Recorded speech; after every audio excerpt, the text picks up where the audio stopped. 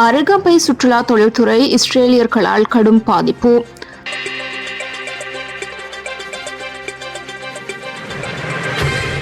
சுற்றுலா விசாவில் வந்த இஸ்ரேலியர்கள் அருகம்பை பகுதியில் சுற்றுலா தொழில்துறையை கடுமையாக பாதித்து வருவதாக அந்த பகுதியில் சுற்றுலா தொழில்துறையில் ஈடுபட்டுள்ள வர்த்தகர்கள் கூறியுள்ளனர்.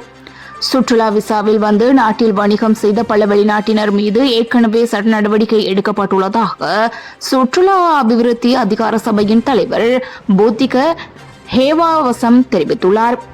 இஸ்ரேலியர்கள் இந்த பகுதியில் சுற்றுலா துறையில் ஏற்படுத்தும் தாக்கம் குறித்து சர்வதேச டிஜே ஒருவர் சமூக ஊடகங்களில் தனது கருத்துக்களை தெரிவித்திருந்தார்.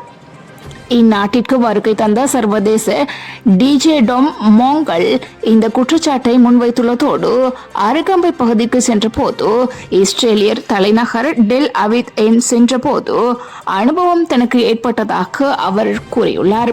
மேலும் அருகம்பை பகுதி முழுவதும் இஸ்ரேலியர்கள் தங்கள் ஆட்சியை பரப்பியுள்ளதாக அவர் கருதுவதாக கூறியுள்ளார்.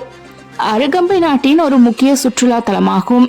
இதற்கு முக்கிய காரணம் அருகம்பை கடல் பகுதி சர்பிங்கிற்கு ஏற்றதாக உள்ளது.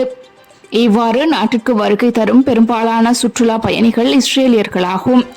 ஏனென்றால் பெரும்பாலான சுற்றுலா பொருட்கள் இஸ்ரேலியர்களால் வழங்கப்படுகின்றது. சுற்றுலா விசாவில் வரும் இஸ்ரேலியர்கள் வணிகத்தில் ஈடுபட்டுள்ளனர் என்பது தெரியவந்துள்ளது. இது உள்ளூர் வர்த்தகங்களை கடுமையாக பாதித்துள்ளமை குறிப்பிடத்தக்கது.